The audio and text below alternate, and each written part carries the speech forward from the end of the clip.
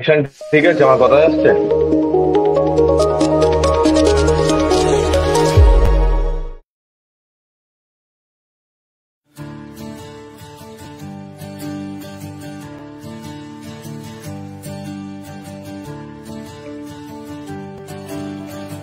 আপনারা দেখছেন master within বেঙ্গলির পরিবেশনায় অনুধ্যান, প্রতি শনিবার সন্ধে 7টা থেকে live Facebook channel master within Bengali এবং আরও অন্যান্য প্ল্যাটফর্ম ইউটিউব পডকাস্টে লাইভ এটা পরিবেশনা হয়।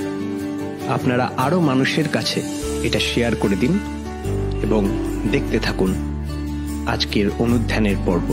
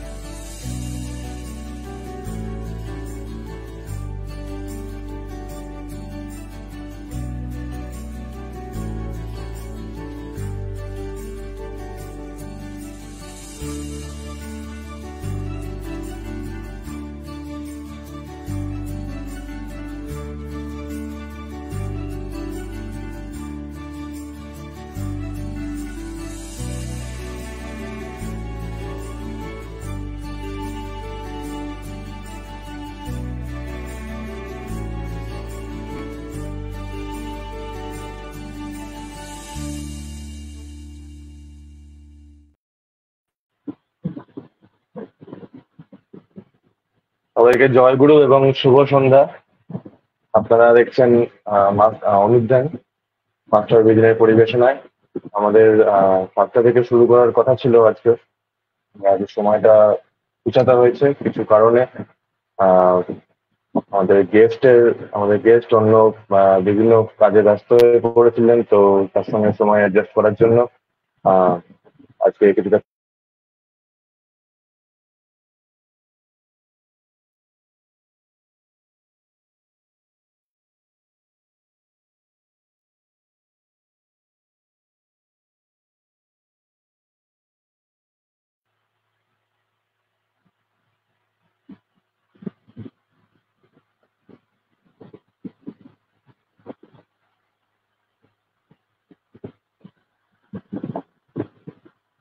হ্যাঁ। আর আশা করি সবাই সুস্থ আছেন, ভালো আছেন, আর আর আমার আওয়াজ শুনতে পাচ্ছেন। আজকে অনুধ্যান, আজকের বিষয় দেখেছেন, আজকে আমরা কথা বলবো ধর্ম নিয়ে, কৃষ্টি নিয়ে, দেশ নিয়ে এবং সর্বোপরি 3টে বিষয় একসাথে নিয়ে কথা বলবো আজকে। আজকে আমার সঙ্গে আছে সৌভিক ঘোষ, একটু বাদেই জয়েন করবে। তো দেখুন, আহ কৃষ্টির মধ্যে, কৃষ্টি বলতে আমরা কি বুঝি? কৃষ্টির মধ্যে ধরুন আহ জ্ঞান, ঐশ্বর্য, বিশ্বাস, নৈতিকতা, শিল্প, আইন, রাজনীতি, আচার ব্যবহার, কি নেই কৃষ্টির মধ্যে? তো কৃষ্টির মধ্যে এটাও আছে একজন মানুষের দ্বারা অর্জিত অভ্যাস, যে মানুষের দ্বারা অর্জিত কোনো সামর্থ্য, এটাও আছে। কৃষ্টি মানে কর্ষণ করা, লাঙল চালানো, চাষ সংক্রান্ত। চাষ কিন্তু দেখুন সবসময় যে ফসলেরই হয় তা নয়। আমাদের শ্যামা সঙ্গীতে আছে মানব জমিন চাষ করার কথা বলা আছে। আর এই কৃষ্টির সঙ্গে সঙ্গে আসে ঐতিহ্য। ঐতিহ্য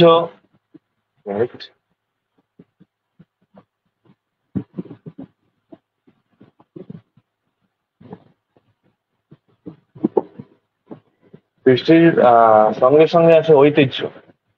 ঐতিহ্য কার হয়? ঐতিহ্য কার থাকে? ঐতিহ্য তারই, ঐতিহ্য সেই বানাতে পারে যার আধিপত্য হয়, যার আধিপত্য থাকে। হ্যাঁ, এই আধিপত্য সবসময় কি পরিবেশের উপর বা অন্য কোনো মানুষের উপর, অন্য কোনো জীবজন্তুর উপর সবসময় থাকে সেরকম ব্যাপার। তো আধিপত্য শুরু হয় চ্যারিটির মতো, চ্যারিটি বিগিনস অ্যাট হোমের মতো। আধিপত্য সবসময় নিজের থেকে শুরু হয়। ধরুন একজন অ্যাথলেট পৃথিবীর বিভিন্ন দেশে খেলতে যাচ্ছে, ভালো পারফর্ম করে মেডেল পাচ্ছে, বিভিন্ন দেশে বিভিন্ন পরিবেশ, বিভিন্ন প্রতিকূলতা, সব কিছুর ওপর তার আধিপত্য। এর জন্য দরকার আগে নিজের উপর আধিপত্য। দেখুন, আমরা প্রত্যেক ইন্ডিভিজুয়াল, এই আমি, আমি হয়ে আছি, এর জন্য প্রতিনিয়ত আমরা কিছু বৈশিষ্ট্যের পালন করে চলেছি।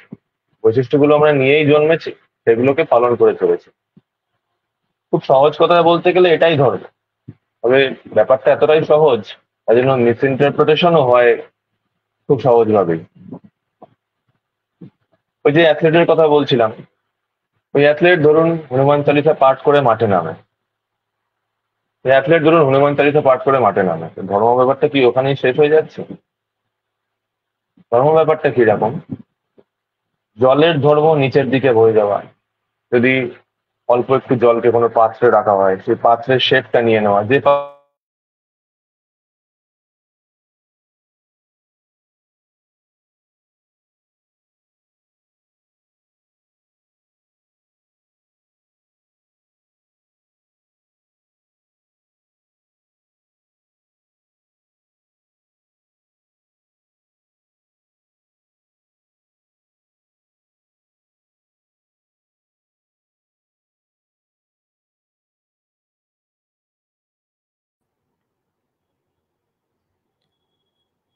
আজকে আশা করি আমার আওয়াজ শোনা যাচ্ছে।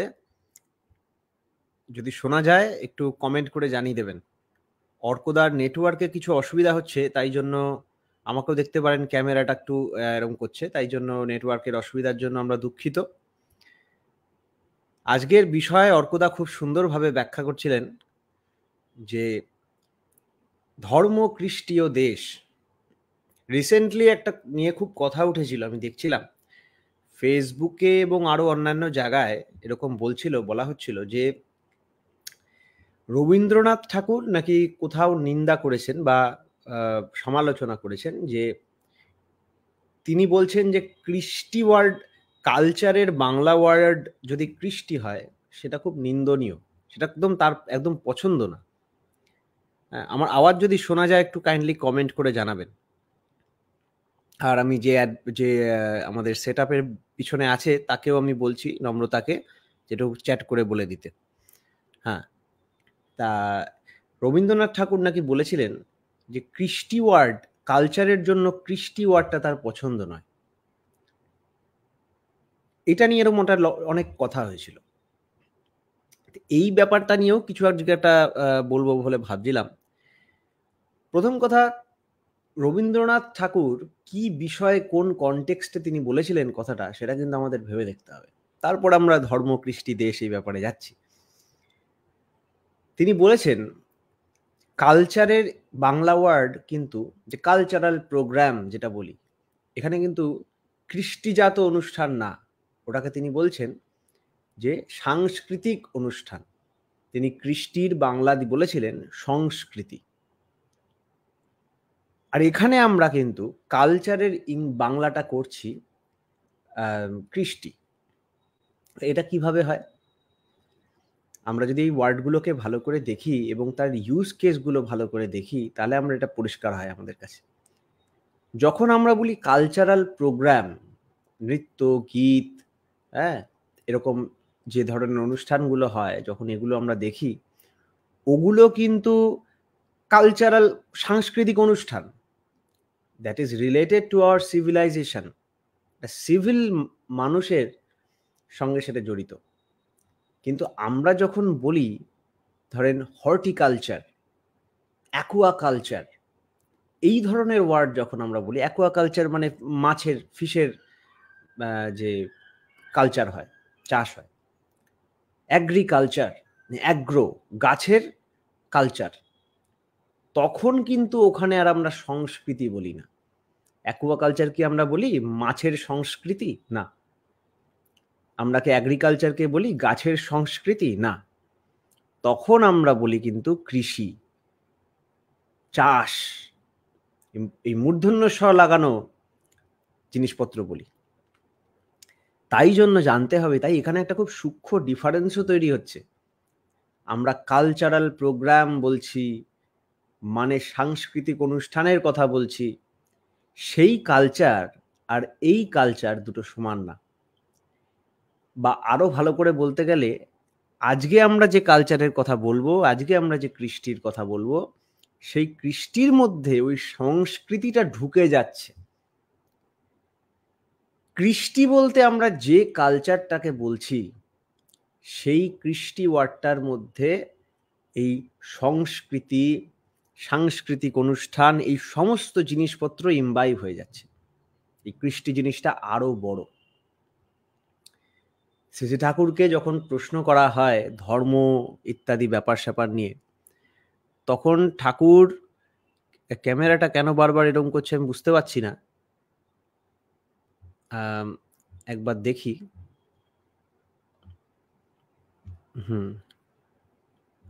হ্যাঁ, তা ঠিক আছে। তা কৃষ্টির ব্যাপারটা যখন আমরা ঠাকুরের কাছে জিজ্ঞেস করা হয়েছিল ওই ধর্মর ব্যাপারটা, তিনি বলেছিলেন বাঁচতে বাড়তে যা যা লাগে তাই নিয়ে তার ধর্ম জাগে। येनात्मनस्तथान्येषां जीवनं वर्धनञ्च अपि ध्रियते सधर्मः। তাহলে মানে যে আচরণ বাক্যকর্মে বাঁচা বাড়ার উৎস হয়, তাকেই জানিস ধর্ম বলে, নইলে ধর্ম কিছুই নয়। যে কোনো জিনিস বেঁচে থাকতে গেলে, অস্তিত্ব বজায় রাখতে গেলে আমাদের কিন্তু কয়েকটা অ্যাক্টিভিটি দরকার হয়। আপনি যদি এটা খুব সাধারণ এটা নন সেন্টিয়েন্ট জিনিসই দেখেন, মানে যেটাকে নির্জীব বলে, সেরকম একটা জিনিসকে দেখি, একটা ছোট অণুকেও যদি দেখি, একটা অণুর মধ্যেও কিছু না কিছু প্রাণন ক্রিয়া চলে, যে নিউক্লিয়াসকে কেন্দ্র করে ইলেকট্রনরা ভাইব্রেট করতে থাকে, ঘুরতে থাকে। এই যে অ্যাট্রাকশন তাদের মধ্যে একটা অ্যাট্রাকশন আছে, তাদের মধ্যে রিপালশন আছে। এই যে প্রাণন ক্রিয়াটা চলে, এই প্রাণন ক্রিয়াটাই তার লাইফ ফোর্স। এই প্রাণন ক্রিয়াটা বিহিত বা বিধি মাফিক হচ্ছে বলেই অ্যাটমটা অ্যাটমের মতো রয়েছে। সোডিয়াম অ্যাটম ফট করে ক্লোরিন হয়ে যাচ্ছে না, হাইড্রোজেন অ্যাটম ফট করে হিলিয়াম হয়ে যাচ্ছে না, কারণ সেটা যেই বস্তু দিয়ে তৈরি, সেই বস্তুগুলি নিজের বিধি মাফিক ধর্ম পালন করছেন, বা বিধি মাফিক যে কাজটি করছেন সে কাজটির ফলে তার স্থিতি সম্ভব। এই জিনিসটাকে ধর্ম বলে। সহজ ডেফিনেশন, আমি বাঁচতে চাই, বাঁচতে গেলে আমার দুধ খাওয়া লাগে, দুধ খাওয়ার জন্য গরুর বাঁচতে হয়, গরুকে বাঁচানোর জন্য গরু যে পরিবেশে বাঁচে সেই পরিবেশটা তৈরি করতে হয়, আর এই পরিবেশটা তৈরি করার জন্য জানতে হয়। তাহলে দেখা যাচ্ছে আমার অস্তিত্বকে ঠিক রাখার জন্যে যে অ্যাক্টিভিটিগুলো দরকার, বিহিত মতন যদি সেগুলোকে বজায় রাখা যায়, তাহলেই কিন্তু আমার এক্সিস্টেন্স বজায় থাকে, আর তার জন্য জানতে হয়। আর আমরা কিন্তু একা থাকতে পারি না। আমার এক্সিস্টেন্সের জন্য ওই যে যখন নিউক্লিয়াসের অ্যাটমটাকে বজায় রাখার জন্য কিন্তু তার একটা পরিবেশ দরকার। সেই এনভায়রনমেন্টটা যদি সুইটেবল না হয়, যেমন একটা হাইড্রোজেন অ্যাটমকে যদি তার অ্যাটমত্ব মানে নিজস্ব ধর্ম ওটাকে যদি বজায় রাখতে হয়, নিজের অস্তিত্ব বজায় রাখতে হয়, তার একটা নর্মাল পদ্ধতি আছে। সেখানে যদি ইন্টেন্স হিট হয়, প্রচণ্ড হিট হয়, নিউক্লিয়ার ফিউশনে যেরকম হিট হয়, ওরকম যদি হিট দেওয়া হয়, তাহলে কিন্তু অন্যরকম পরিস্থিতি তৈরি হয়ে যাবে।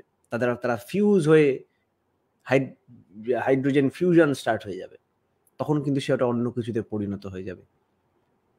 আবার আমরা যদি অন্য কোনো এলিমেন্টকে সেই রকম লেভেলে কুল করি, ঠান্ডা করি, তাহলে সেটা একটা অন্য কিছুতে পরিণত হয়ে যায়। তাহলে অ্যাটমসফিয়ার, পরিবেশ, যাদের সাথে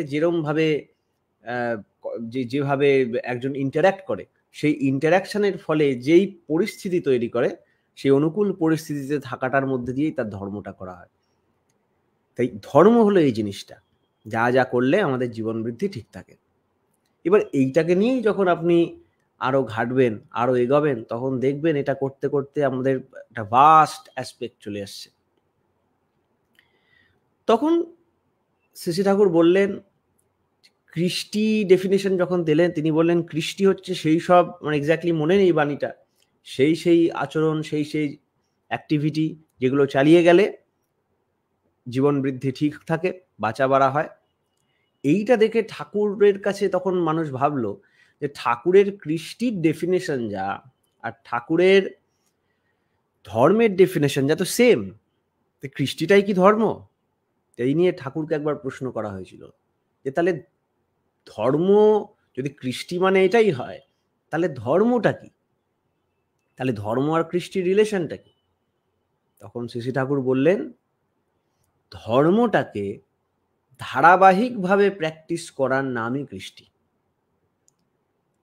যে ধর্ম, যেটা যে অ্যাক্টিভিটিগুলো করলে আমার জীবন বৃদ্ধি ঠিক থাকে, বৃদ্ধি একটা ইম্পর্টেন্ট অ্যাসপেক্ট, কারণ জীবন এক জায়গায় দাঁড়িয়ে থাকে না, চেঞ্জ হয়ে চলে।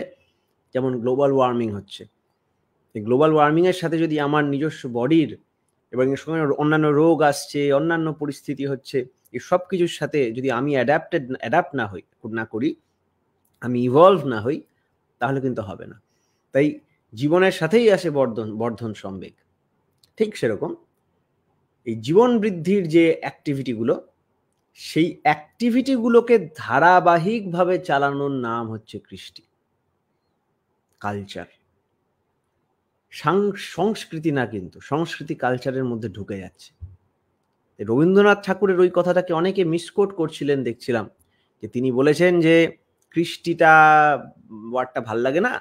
তিনি কিন্তু কৃষ্টি ওয়ার্ডের এগেনস্টে না, কিন্তু তিনি ওই ইউজ কেসটা দেখিয়েছেন। এক জায়গায় নৃত্য প্রতিযোগিতা হচ্ছে, আমরা ওটাকে বললাম কালচারাল অনুষ্ঠান, কৃষ্টিগত অনুষ্ঠান। কৃষ্টিগত অনুষ্ঠান না, ওটা সাংস্কৃতিক অনুষ্ঠান। That is a result of our civilization. কৃষ্টিগত অনুষ্ঠান হচ্ছে যেখানে ধর্মের নীতিবিধিগুলোকে কিভাবে ধারাবাহিক করা যায়, সেগুলোর পরিপালন ও পরিরক্ষণ এবং সেগুলোর শিক্ষাদান, সেইটা হচ্ছে কৃষ্টিগত অনুষ্ঠান বা কৃষ্টিবাহী অনুষ্ঠান। তাহলে ব্যাপারটাকে ক্লিয়ার করতে গেলে কি বলতে হয়?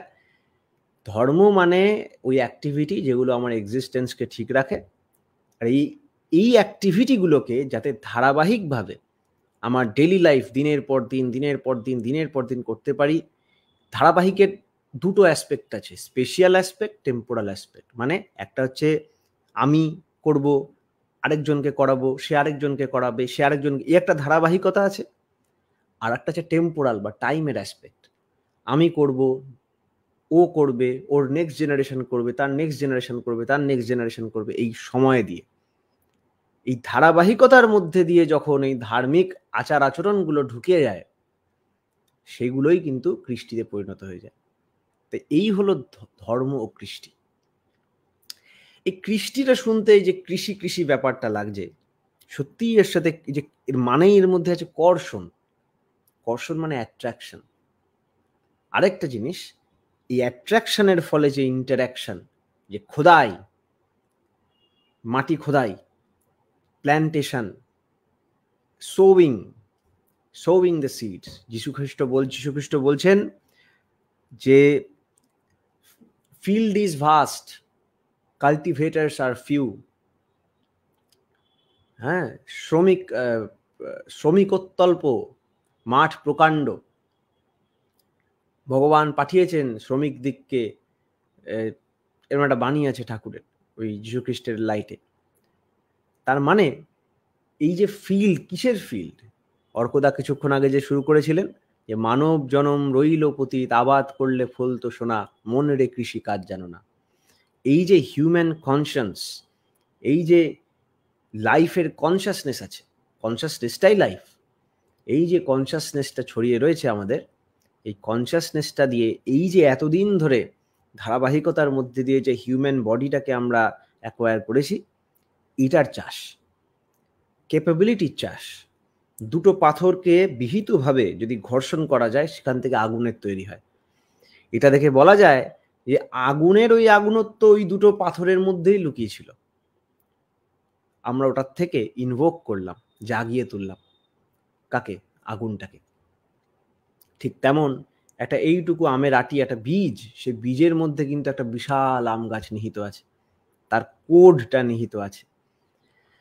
তার মধ্যে জল, বায়ু, কার্বন এসবের বিহিত যোগে এবং বিহিত কর্ষণে আমরা কিন্তু সেটাকে আরো বড় করে দিতে পারি, সেটাকে একটা গাছে পরিণত করতে পারি, যে আরো ধারাবাহিকতার সাথে আরো আরো আরো গাছ তৈরি করতে পারি। এই প্রসেসটাকে কৃষ্টি বলছে। এই প্রসেসগুলোকে যদি আমরা ছড়িয়ে না দিই, তাহলে আমার সেই এনভায়রনমেন্টটাই বজায় থাকবে না। তাই এই যে প্রসেসটার যে পালন, সেই আমের আটিটা যাতে গাছে পরিণতি পায়, তার জন্য যে কাজটা আমাদের করতে হবে, সেই কাজটাকেই বলা হচ্ছে সেই ধর্মাচরণ। আর এই কাজটা যে অন্যদের দিয়ে করানো, নেক্সট জেনারেশনে সেটাকে এগিয়ে দেওয়া, এই পুরো জিনিসটাকে বলা হচ্ছে কৃষ্টি। আজ থেকে বহু বছর আগে এরকমভাবে যখন আমরা এই অ্যাক্টিভিটিগুলোকে করতে যাই, তখন দেখা যাচ্ছে যে কাজটা একা করা যায় না কখনোই। একা শুরু করা যায়, একা ধরে রাখা যায়, কিন্তু লম্বা টাইমের জন্য যদি এটাকে করতে হয়, তখন আমার দরকার পরিবেশ, তখন সেখানে দরকার এই কাজের ওয়েল ডিভিশন অফ লেবার, ঠিক মতো ডিভিশন করে দেওয়া কাজটাকে, যার বৈশিষ্ট্য যেটায় ঝুঁকে সেইভাবে তাকে সেই কাজটা দিয়ে সেই বৈশিষ্ট্যটায়, সেই স্পেশালিটিটায় তাকে আরো স্ট্রং করে তোলা। এই যে পদ্ধতি, এই যে সিস্টেম, এইভাবে করতে করতে প্রত্যেকের একটা একত্ব বোধে একটা বড় একটা ফ্যামিলির একটা ভাব এসেছিল। এই ফ্যামিলির ভাবটা আস্তে আস্তেই সেটা আরো কেন্দ্রায়িত হয়েছিল একটা আদর্শে, যে এই প্রিন্সিপালগুলো নিয়ে যদি আমরা চলি, এইরকম ভাবে যদি আমার সামনে থাকেন একজন যে এটা জেনেছেন, যার মধ্যে থেকে ধারাবাহিকতার মতো করে নলেজটা আমাদের কাছে ছড়িয়ে যাচ্ছে এবং সেটা আরো মানুষের মধ্যে ছড়িয়ে যাচ্ছে, এইভাবে এই কৃষ্টির পরিপালনে আমাদের মধ্যে যে আইডেন্টিটি সৃষ্টি হয়, একটা মাস আইডেন্টিটি সৃষ্টি হয়, সেই আইডেন্টিটিটার নাম হয় দেশ। ওই জন্য বলা হয় দেশ শব্দটা আসছে আদেশ থেকে। আদেশ হচ্ছে সেই কমান্ড, যে কমান্ডগুলো আমার এক্সিস্টেন্সকে হেল্প করে, মানে এক্সিস্টেন্সিয়াল কমান্ডকে বলা হচ্ছে এই মিলিত কমান্ড। আর এটা আসে কার থেকে? এটা আসে আদর্শ থেকে। আদর্শ মানে যাকে সামনে রেখে চলি, যুক্ত দৃশ যুক্ত অল। এই আদর্শ থেকে আসে আদেশ, আর সে আদেশের পরিপালনে আমাদের এই যে একটা আইডেন্টিটি তৈরি হয়, সে আইডেন্টিটিটা হচ্ছে দেশ। তাই যে জিনিসটার উপর ভিত্তি করে আমাদের মধ্যে এই নেশন হুড ব্যাপারটা এসছে, যখন বলে হুড মানে কি? বলে না, এই যে একটা জামা পরে এরকম আমরা পরি শীতকালে, এরকম মাথা ঢাকা যায়, আমরা কি বলি ওটাকে? হুডি বলি। হুডি মানে মাথার মধ্যে যেটা পরি, ওটাই হচ্ছে হুড মানে কভার। তাহলে যখন আমরা বলছি নেশন হুড, এই ছত্র, দেশ নামক ছত্র, ব্রাদারহুড, ভ্রাতৃত্বের ছত্র, এই ছত্রটা মানে একটা ছত্রের আন্ডারে সবাইকে আনা। আমরা পুরাণে গল্প পাই, পুরাণে আছে শ্রীকৃষ্ণের যখন বৃন্দাবনে প্রচুর বৃষ্টি হচ্ছে, ইন্দ্রের বৃষ্টি, সব ভাঙচুর হয়ে যাচ্ছে, ভেসে চলে যাচ্ছে, তখন শ্রীকৃষ্ণ কেনে আঙ্গুলে একটা এরকম পাহাড় প্রমাণ একটা গোবর্ধন পর্বতকে তুলে দিয়েছিলেন, সকলকে বলেছিলেন এই ছত্রতে আসো, এই ছত্রতে এসে নিজেকে উদ্ধার করো এবং তোমরা সবাই উদ্ধার পাবে, কারো একজনও মরবে না। আর সত্যি তাই হয়েছিল। যারা যারা সেই ছত্রের তলায় এসেছিল, সেই ছত্রের তলায় থেকেছিল, তাদের কিন্তু ক্ষতি হয়নি, তারা উদ্ধার পেয়েছে। আর যারা বাইরে থেকে ভেবেছিল কৃষ্ণ তো ভগবান, কৃষ্ণ কিছু অসুবিধা নেই, বাঁচিয়ে নেবেন, ভগবান চাইলে তো বাইরেই বাঁচিয়ে নিতে পারেন, না, তিনি চাইলে পারেন না। তিনি চেয়েছেন এবং তার চাওয়ার একটা অংশ কিন্তু আমার মধ্যেও আছে, তার চাওয়ার একটা অংশ আমিও দায়ী। কারণ ঈশ্বর তো শুধু ওই একটা মানুষকে নিয়ে না, তার মধ্যে চেতনা আছে, শ্রীকৃষ্ণের মধ্যে চেতনা আছে যে সর্বস্ব সমগ্রস্ব তিনি, কিন্তু এই সমগ্রর মধ্যে তার একটা পার্ট কিন্তু আমিও। আমরা যে বলি ভারতবর্ষ সবাই মিলে দেশ, ঠিক আছে, তার মানে আমিও তো সেই দেশের অঙ্গ, তাই না? আমরা এই যে ভারত মাতা কি জয় বলি, ভারত মাতাটা কে? ভারত মাতাটা কে? একটা খুব সুন্দর সিরিজ ছিল, নামটা মনে ভারত এক্সোচ না এরকম একটা নাকি মনে পড়ছে না, ওরমই বোধ হয়, ডিডি ন্যাশনালে আছে, দূরদর্শনে, ভারত এক্সোচ, জওহরলাল নেহরুর লেখা বোধ হয়। আর আপনার খুব ভালো ওটা শোটা ছিল। ওখানে একটা প্রশ্ন করেছিল যে ভারত ক্যা হ্যায়, ভারত কন হ্যায়, ভারত মাতা কন হ্যায়, ওইটার আনসার কে, ভারতটা, দেশটা কে? তখন দেখা যাচ্ছে যা যা কিছু নিয়ে আমরা এই সবটা মিলে যে একটা কনসাসনেস, সেইটা হচ্ছে দেশ। এইটুকু জায়গায় এইভাবে আমাদের আইডেন্টিটি এক্সপ্যান্ড করে। শ্রী ঠাকুর বলেন, ব্যক্তি দম্পতি গৃহ সমাজ রাষ্ট্রোদ্ধারণে যজঞ্জাজনিষ্ঠ ভীতি স্বস্তায়নি প্রবর্তকম প্রাচ্য প্রাতিচ্য নিয়ন্ত্রণে বর্ণাশ্রমানুশাসক। তাহলে আমাদের পুরুষোত্তম বন্দনা যারা প্রার্থনা করেন বিধিমতো, শ্রী ঠাকুরের দেওয়া প্রার্থনা যিনি যারা করেন, তাদের কিন্তু এটা জানা, তারা করি, আমরা প্রতিদিন করি। তার মানে হচ্ছে যে ব্যক্তি থেকে দম্পতি, দম্পতি থেকে গৃহ, গৃহ থেকে সমাজ, সমাজ থেকে রাষ্ট্র, এইভাবে আমরা এক্সপ্যান্ড করি। এই সবাই মিলে যে একটা যেটা হিউম্যান এফর্ট চলছে, এই যে একটা কৃষ্টি, একটা ধর্মের যে চাষ চলছে, ধর্মে মানে জীবন বৃদ্ধির চাষ। আসলে ধর্ম নামটা এত মিসইউজড যে আমরা যদি আগামী আরো মানে প্রতিদিন 1000 বার করে আগামী 10 বছর ধরেও বলতে থাকি ধর্মের ডেফিনেশনটা, তাহলেও কম পড়বে। খুব সিম্পল ব্যাপার, সবাই একটা অন্য জিনিসে পরিণত করে দিয়েছে। যাই হোক, তো এই ধার্মিক প্রিন্সিপালসগুলো যদি আমরা ঠিক মতো প্র্যাকটিস করি, কি করে? ব্যক্তি করবে, তারপর দম্পতি করবে, গৃহ করবে, সমাজ করবে, রাষ্ট্র করবে, দেশ করবে, পৃথিবী করবে। তাই বলছেন, ব্যক্তি দম্পতি গৃহ সমাজ রাষ্ট্রোদ্ধারণে যজঞ্জাজনিষ্ঠ ভীতি স্বস্তায়নি। এই যে তার মানে আমি প্র্যাকটিস করব, আমার পরিবেশ প্র্যাকটিস করবে, এই করে বাড়বে। কি প্র্যাকটিস করব? একটা গাছকে বড় করার জন্য, চাষ করার জন্য সেটা একটা পদ্ধতি আছে। সেই পদ্ধতিটা কিন্তু মাছের বেলায় খাটে না, মাছের বেলায় অন্য। ওই জন্য অ্যাগ্রিকালচার, অ্যাকুয়াকালচারকে আলাদা করা হয়েছে। দুটোই কালচার, দুটোই কৃষ্টি, দুটোই এক চাষ। তাহলে দুটোর আলাদা বিধি আছে। লাঙল চালানো আমরা গাছের বেলায় করি, মাটি কোপাই। এই জিনিসটা কিন্তু মাছের বেলায় করি না। মাছের বেলায় একরকম ওষুধ দিই, সেটা কিন্তু গাছে দিই না। দুটোর কালচার করা, দুটো বিহিত বিধি আছে। তেমনি এই কৃষ্টি, এই কালচারটা করার জন্য একটা আলাদা বিধি আছে। সেই বিধিটা কি? ঠাকুরই বলে দিয়েছেন, যজঞ্জাজনিষ্ঠ ভীতি স্বস্তায়নি প্রদর্শক। তাহলে কি ব্যক্তি দম্পতি গৃহ সমাজ রাষ্ট্রোদ্ধারণে যজঞ্জাজনিষ্ঠ ভীতি স্বস্তায়নি, এই বলে দিয়েছেন। যজন যাজনিষ্ঠ ভীতি স্বস্তায়নি, এই 4টে প্রিন্সিপাল যদি আমরা ঠিক মতো করি, এর মধ্যেই নিহিত আছে জীবনীয় যা কিছু প্র্যাকটিস। যজন যাজন ইষ্টভৃতি। তাই আমরা যখন সাধনা বলি, সাধনা মানে সেধে আনা, আমরা আমাদের মঙ্গলটাকে সেধে আনতে চাই। হ্যাঁ, যখন আমরা এগুলোর কথা বলি, তখন কিন্তু এই প্র্যাকটিসগুলোর কথা বলি। যজন মানে নিজেকে ইষ্টে এক্সল্ট করা, নিজের মধ্যে ইষ্ট হচ্ছে সেই আদর্শ, সেই আদর্শের একটা কমপ্লিট ফর্ম। আমরা আদর্শটাকে যেরকমভাবে ভাবি, আমরা হিউম্যানটাকে খুব ছোট্ট করে ভাবি। মানুষেরা ছোট্ট শরীর, এইটুকু ব্যাপার না। এই হিউম্যান জিনিসটা, আমরা কিন্তু একটা বিশাল পোটেন্ট জিনিস। এটা দিয়ে যে কি করা যায় ভাবেন, এই একটা গ্যালাক্সির একটা প্রান্তে ছোট্ট একটা সোলার সিস্টেমের একটা ছোট্ট পৃথিবীর একটা ছোট্ট জীব আমরা। কিন্তু এখানে বসে থাকা এই ছোট্ট জীবটা মনে মনে কল্পনা করতে পারে বিশ্ব ব্রহ্মাণ্ড বা তারও বাইরে কিছু হতে পারে নাকি জিনিসটা। এটা কিন্তু যাতা ব্যাপার না। এটার মানে যেন একটা ছোট্ট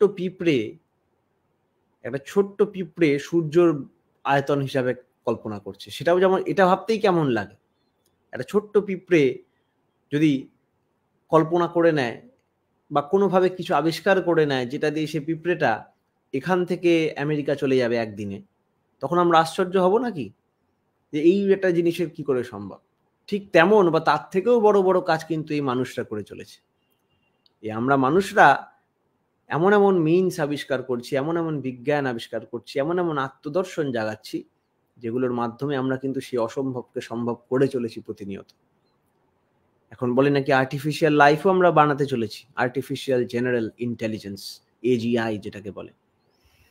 শ্রী ঠাকুর এটা নিয়েও বলে গেছেন দিনপঞ্জিতে, আর্টিফিশিয়াল জেনারেল ইন্টেলিজেন্সকে নিয়ে। তা এই যে ইম্পসিবল ফিটগুলো আমরা করতে পারছি, তার পিছনে একটাই সত্য লুকিয়ে আছে, যে এরকম না যে আমরা নতুন কিছু ক্যাপাবিলিটি আমাদের মধ্যে অ্যাড করছি। এটাকে একটু ঘুরিয়ে দেই যদি দেখি, আমরা আমাদের মধ্যে ক্যাপাবিলিটিগুলো ছিলই, আমরা জাগিয়ে তুলছি। যে জিনিসগুলো আমাদের মধ্যে শুয়ে ছিল, সুপ্ত হয়েছিল, সেগুলোকে আমরা জাগিয়ে তুলছি। তাই জন্য আমাদের উপনিষদে আছে শৃণ্বন্তু বিশ্বে অমৃতস্য পুত্রা, শোনো অমৃতের পুত্র বল। আমরা অমৃতের পুত্র। পূর্ণমাদাঃ পূর্ণমিদম পূর্ণাৎ পূর্ণমুদচ্যতে। সেও পূর্ণ, আমিও পূর্ণ। তিনি হচ্ছেন মুখর সারা প্রবণ, আমি হচ্ছি মুখ, তাই সারা বিমুখ। যে যে ইম্পালসগুলো তিনি ক্যাপচার করতে পারেন, যে যে ইম্পালসগুলোর সাথে তিনি রেজোনেট করতে পারেন, সমভাবে সমছন্দে ছন্দায়িত হয়ে তামিলি বইভাবে তিনি বেড়ে চলতে পারেন। আমরা কিন্তু আমাদের মধ্যে সেই ক্যাপাবিলিটি থাকা সত্ত্বেও সেটার সাথে রেজোনেট করি না। বলে নাকি একটা গ্লাস কি যদি এটার যে রেজোনেন্স ফ্রিকোয়েন্সি, এই আওয়াজ শুনতে পাচ্ছেন, এর রেজোনেন্স ফ্রিকোয়েন্সিতে যদি এর সাউন্ড শব্দ দেওয়া যায়, ওই যে অপেরাতে আ করে চেঁচায় খুব সরু গলায়, ওই রেজোনেন্স ফ্রিকোয়েন্সির সাথে যখন রেজোনেট করে যায়, তখন এই কাঁচটা ফ্রাস করে ফেটে যায়। এই সেম জিনিস সব কিছুর রেজোনেন্স ফ্রিকোয়েন্সি আছে, আমাদের মানসিক স্তরেও সেরকম রেজোনেন্স ফ্রিকোয়েন্সি আছে।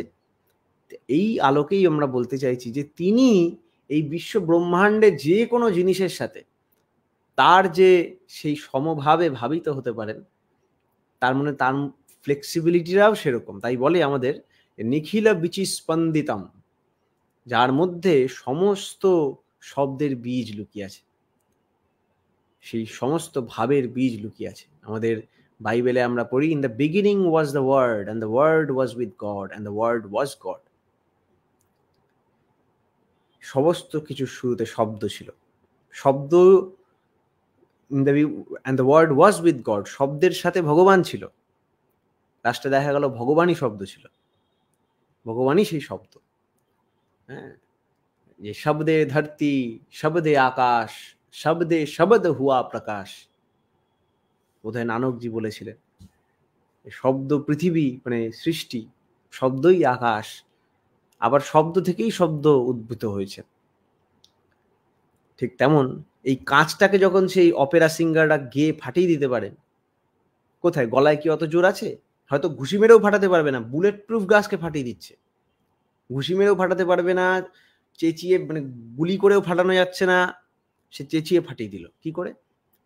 অত জোরে আওয়াজ করতে হয়নি, কিন্তু ও ওই গলার পিচটা ওর রেজোনেন্ট ফ্রিকোয়েন্সিতে সাথে ম্যাচ করেছিল, তাই ফাটিয়ে দিয়েছিল। তেমনই ঈশ্বর দেহ অনেক বড় তা না, কিন্তু তার ওই ফ্রিকোয়েন্সি, সব কিছুর ফ্রিকোয়েন্সি, যে সাটল সাউন্ডটা আছে, সেটার সাথে কিন্তু তিনি সারা প্রবণ, তাই জন্য তার মধ্যে জেগে উঠেছে।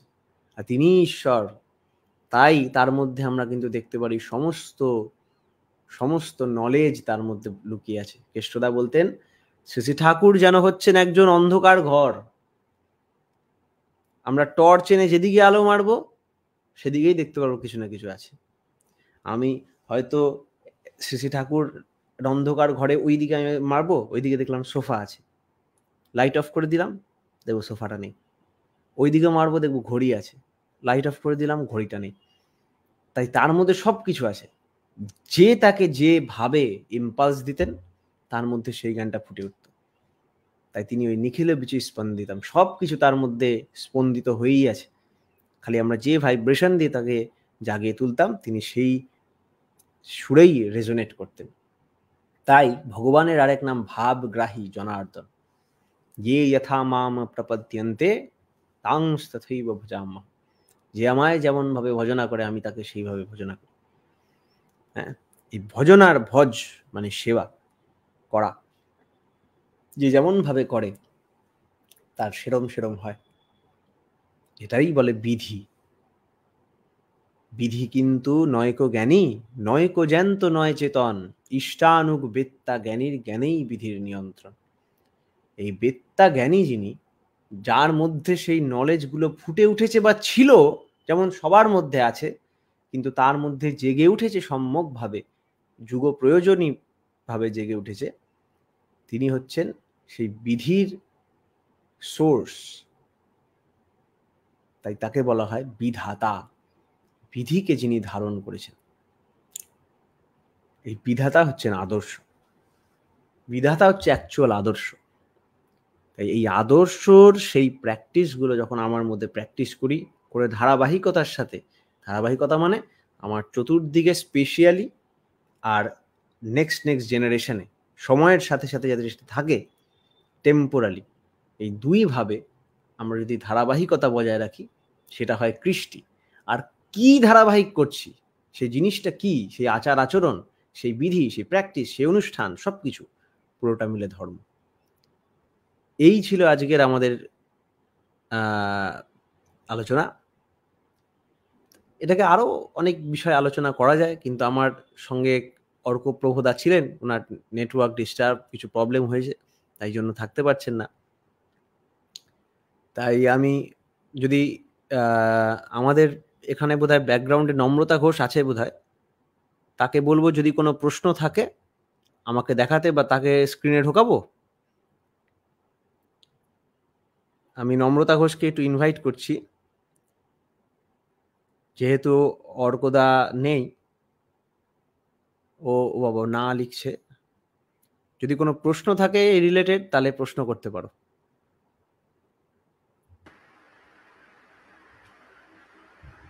অসুবিধা নেই। কোনো আওয়াজ শোনা যাচ্ছে? হ্যাঁ, তোর আওয়াজ শোনা যাচ্ছে। এই নিয়ে কোনো প্রশ্ন থাকলে জিজ্ঞেস করতে পারো, অর্কদা যেহেতু নেই।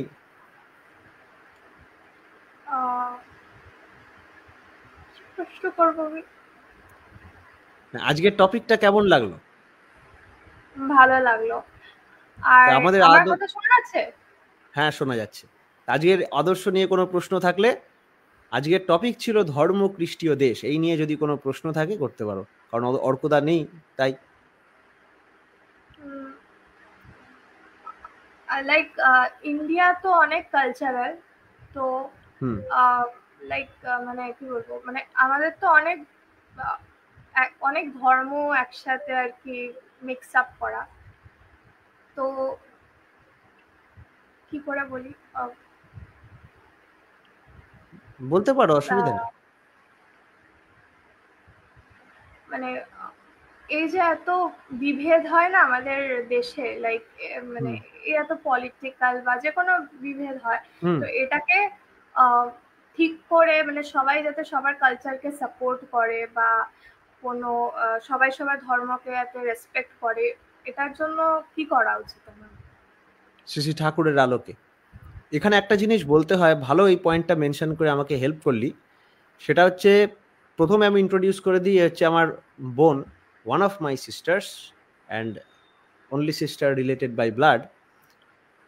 এর নাম নম্রতা ঘোষ। এও আমাদের মাস্টার উইদিনের একজন ইয়ং মেম্বার। আমাদের ব্যাক এন্ডে এই যে টেকনিক্যাল ব্যাপার স্যাপার যেটা হচ্ছে, কম্পিউটারের নিচে নাম দেখানো, এটাও করে। তা ও প্রশ্ন করেছে যে ধর্মর কথা তো বললাম, কৃষ্টির কথা বললাম, ধর্ম মানে সেই প্রিন্সিপাল যেটা করলে বাঁচা বাড়া বজায় থাকে। কৃষ্টি মানে হচ্ছে সেই প্র্যাকটিসগুলোকে যাতে আমি ধারাবাহিকভাবে কন্টিনিউ করতে পারি।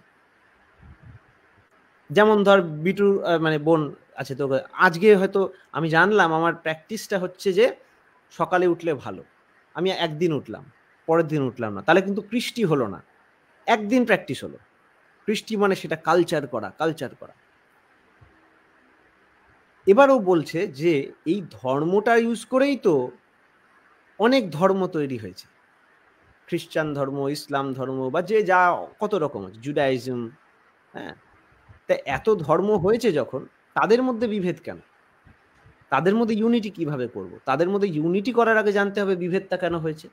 প্রথম কথা, আমরা যে আজকে ডেফিনেশন নিয়ে চলছি ধর্মের, সে ধর্মের ডেফিনেশন অনুযায়ী এরকম এতগুলো ধর্ম তো হওয়ারই কথা না।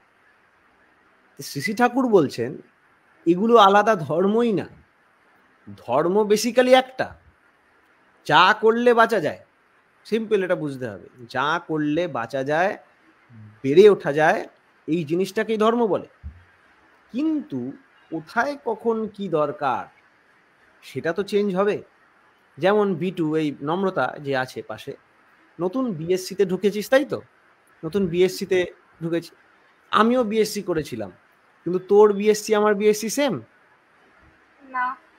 আমি ফিজিক্সে বিএসসি করছি কারণ আমার নিড সেটা, আমি সেটা চাই। তুই করছিস জেনেটিক্সে, তাহলে বিএসসি বলছি, ব্যাচেলার ইন সায়েন্স, কিন্তু প্রয়োজন অনুকভাবে নিডটা আলাদা। কিন্তু ওর জেনেটিক্সে যে যখন মাইক্রোস্কোপ ইউজ করা হবে, সে মাইক্রোস্কোপের যে অপটিক্যাল লেন্স কাজ ইউজগুলো হবে, সেখানে কিন্তু ফিজিক্স ইউজ করা হবে। আবার আমি যে ফিজিক্স পড়ছি, আমাকে তো ওষুধ টষুধ খেয়ে ভালো থাকতে হবে, এই ওষুধ টষুধ খেয়ে ভালো থাকার জন্য কিন্তু জেনেটিক্সের দরকার ছিল, বা আমি জন্মেছি, আমি চলে আসছি জেনেটিক্সের মাধ্যমে।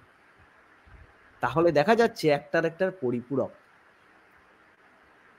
ধর্ম ব্যাপারটার কিছুটা এরকম, বলছে কি ঠাকুর বলছেন এগুলো ধর্ম না আলাদা আলাদা, বেসিক জিনিস সেম, যা করলে জীবন ও বৃদ্ধি ঠিক থাকে সেটাকেই ধর্ম বলা হচ্ছে, কিন্তু কোথায় কেমন সেটা কিন্তু আলাদা। আপনি যদি রাজস্থানে থাকেন, ওখানে অনেক সময় লঙ্কা বেশি খেতে হয়। আপনি যদি গ্রিনল্যান্ডে থাকেন, ওখানে একটু ওয়াইন খেতে হয় বডি টেম্পারেচার ঠিক রাখার জন্য। তা ওখানে ওয়াইন খাওয়া ধর্ম, রাজস্থানে লঙ্কা খাওয়া ধর্ম। এখন যদি রাজস্থানের লোকেরা আর ওখানকার লোকেরা, গ্রিনল্যান্ডের লোকেরা মারামারি করে যে আমার ধর্ম তোমার ধর্ম বলে নে মারামারি করি, তাহলে তো হবে না। বুঝতে হবে ধর্ম আলাদা না, ওদেরও প্রিন্সিপাল বেঁচে থাকা, এদেরও প্রিন্সিপাল বেঁচে থাকা, কিন্তু আলাদা পজিশন বলে বা আলাদা সময় বলে একটা ডিফারেন্স আছে। আর এই ডিফারেন্সের কারণটাকে না বুঝে মারাপিট। তাই জন্য বলা হয়েছে কি, না ধরে প্রেরিতে বর্তমান, অন্ধতময়ে হয় প্রয়াণ। বর্তমান প্রেরিত যদি কেউ থাকে, বর্তমান প্রেরিত মানে যে কেউ, আমি না, বর্তমান প্রেরিতটা কে? বর্তমান প্রেরিত হচ্ছে সেই পুরুষ বা সেই মানুষ যার মধ্যে পূর্ব ঋষি, যারা সেই সময়কার ধর্মের প্রবর্তক, মানে সেই সময় এই বাঁচা বাড়ার বিধিটা আবিষ্কার করেছিলেন, তারা তাদের সেই বৈশিষ্ট্যগুলো একসঙ্গে বিদ্যমান যে মানুষের মধ্যে, সেই মানুষটাকে বলা হয় আমরা বর্তমান প্রেরিত।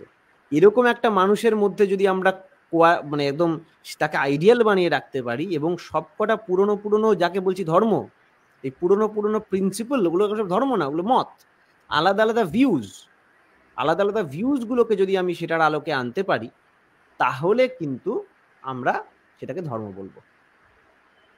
এই যে নলেজটার কথা, ইন প্র্যাকটিস, এটা যদি আমরা করতে পারতাম, বিটু, নম্রতা, এটা যদি আমরা করতে পারতাম, তাহলে কিন্তু মারাপিট হতো না, তাই না? যেমন তুই সায়েন্স নিয়ে বিএসসি ব্যাচেলার্স করছিস, আমিও সায়েন্স নিয়ে ব্যাচেলার্স করছি। আমি ফিজিক্স করছিলাম, তুই জেনেটিক্স করছিস। তো তোকে কি আমায় বিশ্বাস করাতে হবে আলাদা করে যে দুজনেই সায়েন্স করছি? আমরা এমনিই জানি, কারণ ক্ল্যারিটি আছে। ঠিক সেরকম ভাবে যারা যে মত অনুসরণ করে চলছে, তাদের মধ্যেও ক্ল্যারিটি চলে আসে যদি জীবনের ব্যাচেলার্সটা করে থাকে।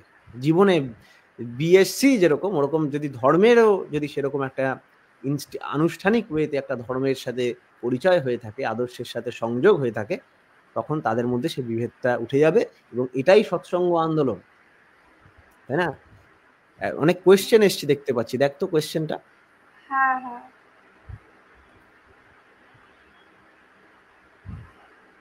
প্রশ্ন করেছে, বল কি পড়েছে? মলয় মণ্ডল করেছে, বলছেন যে প্রত্যেক ধর্মের মানুষই কি ঈশ্বর লাভ করতে পারেন? সবার গুরুই কি ঈশ্বরের প্রতিনিধি? এটা তো যার জন্য গুরু চুজ করাটা কিন্তু খুব সিনসিয়ার একটা কাজ। আমরা অন্যান্য জিনিস চুজ করি সেটা কিন্তু অনেক ভেবে চিন্তে করি। একটা কাপ কিনতে, কাপের ছবি দেখালাম, কাপ কিনতে গেলেও আমি ভাবি এই কাপটা ভালো না ওই কাপটা ভালো। একটা কাপে একটু ক্র্যাক দেখবো, বলবো না এই কাপটা তো ভাঙা কাপ, এটা কেন কিনবো? কিন্তু গুরুর মতো ইম্পর্টেন্ট জিনিস সেটাকে কি আমরা বিচার করব না? তখন কি করতে হয়? তখন সেই গুণগুলো দেখতে হয়, যে গুণগুলোর কথা এইমাত্র বলা হলো। শ্রী শ্রী ঠাকুর বলেছিলেন পঞ্চবর্হী ও সপ্তার্চি, এই দুটোর আলোকে, এই দুটোর মধ্যে সমস্ত ওয়ার্ল্ডের প্রিন্সিপালস চলে আসে। এই দুটো প্রিন্সিপালের আলোকে যদি আমরা চলি এবং এটা দিয়ে যদি আমি স্পেসিফাই করি, সেটা দেখে আমরা কিন্তু সেই গুরুকে বেছে নিতে পারি। কারণ পঞ্চবর্হী ও সপ্তার্চি সমস্ত আঙ্গুল দেখিয়ে দেয় ঈশ্বরে, ঈশ্বরের ব্যক্ত প্রতীক যিনি, সেরকম একটা মানুষকে দেখিয়ে দেয়। আর তাকে যদি গুরু হিসাবে নাও পাই, অ্যাটলিস্ট এমন কোনো মানুষকে পাই যে তাকে অ্যাকচুয়ালি অনুসরণ করেন। গুরু প্রচুর হতে পারে। দ্রোণাচার্য অর্জুনের গুরু ছিলেন, কিন্তু তার মানে এই না, হনুমানও অর্জুনের গুরু হয়েছেন, কিন্তু তার মানে এই না যে সে তার আদর্শ হয়েছে। তার আদর্শ কিন্তু সে এক গুরু। শ্রীকৃষ্ণ বলছেন এক ভক্তির বিশিষ্যতে সর্বধর্মান পরিত্যাজ্য মামেকং শরণং ব্রজ। তখন যখন সমস্ত কিছু কিন্তু কোয়ালিস করে গেছে সেই ইষ্টে, তখন সে ইষ্ট হয়ে যায়। ইষ্ট মানে লর্ড, লাভ লর্ড। তাই প্রত্যেক ধর্মের মানুষই কি ঈশ্বর লাভ করতে পারেনি, যে প্রশ্নটা, প্রত্যেক ধর্ম বলে তো কিছু নেই। আপনাকে আজকে এটা সহজভাবে দেখি, আজ থেকে 50 বছর আগে, আজ থেকে 500 বছর আগে এখান থেকে 100 কিলোমিটার দূরে যাওয়ার জন্য মানুষ গরুর গাড়ি ব্যবহার করতেন। গরুর গাড়িতে ঠক ঠক ঠক ঠক করে ছুটতে ছুটতে চলে গেলেন। তাহলে আমি বলবো ও গরুর গাড়ির মতের মানুষ। আজকে সেটা আমি বাইক নিয়ে ভর ভর করে চলে যাব কিছুক্ষণের মধ্যে, তাহলে আমি হলাম বাইকের মত। কিন্তু দুজনের টার্গেট তো সেম, এখান থেকে ওখানে যাওয়া, ব্যাস এখান থেকে ওখানে আমি চলে যাচ্ছি। আপনি গরুর গাড়ি ফলো করছেন কারণ আপনি 500 বছর আগে এসছেন, 100 বছর আগে এসছেন, আর আমি এমনি বাইক আছে এই টাইমে। যে সময় যেটা উদ্ভূত হয়েছে সে সময় সেই যানটা আমরা ব্যবহার করেছি। সেইখানে বলতে গেলে প্রতিটা আলাদা আলাদা ধর্ম না তো, ধর্ম ছিল যাওয়া, কিভাবে যাবেন সেটা আপনার ব্যাপার। কিন্তু এখন যদি আমি গরুর গাড়ি করে যাই সেটা ইম্প্র্যাকটিক্যাল হবে। তাই আজকে যারা অটোমোবাইলের সাথে যুক্ত আছে তাদের কাছে গিয়ে জেনে নিতে হয় যে আজকের ধর্মটা কি। তাই বর্তমান, তাই ইয়েতেও আছে, কোরআনে আছে, হ্যাঁ, যে নবীকে ফলো করতে, বর্তমান নবী, লেটেস্ট নবীকে ফলো করতে। ঠিক তেমন আমাদের আছে ধর্ম সংস্থাপনার্থায় সম্ভবামি যুগে যুগে, তিনি বর্তমান পুরুষোত্তমের মধ্যে তাকে পেতে হয়। তাই প্রত্যেক ধর্মের মানুষ কিন্তু সে এক ঈশ্বরকেই চায়। আমাদের কথায় আছে যে মনে পড়ছে না, যে বহু বিপ্রের আলাদা একইভাবে একই কথা আলাদা আলাদা ভাবে বলে। হ্যাঁ, তাই সহজ কথা, ঈশ্বর লাভ অবশ্যই সম্ভব, কিন্তু আপনাকে সেই বিহিত কাজটা করতে হবে, আপনাকে সেই বিহিত প্রিন্সিপালস ফলো করতে হবে। আগে যজ্ঞাদি করে ঈশ্বরকে পেতেন, সেই যজ্ঞ যেভাবে করা হতো সেই যজ্ঞটা কি আপনি করতে পারবেন? সেই যজ্ঞ করার মতই তো চেঞ্জ হয়ে গেছে।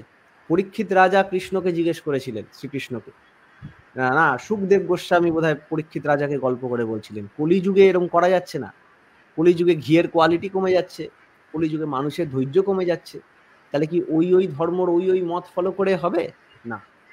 তার জন্য এরকম হরের নাম হরের নামই বা কেবলম, তখন এটা ফলো করতে হয়। এইভাবে তখন নাম নেওয়ার কনসেপ্টটা চালু হয়, এইভাবে কলিযুগের পদ্ধতি এটা আসে।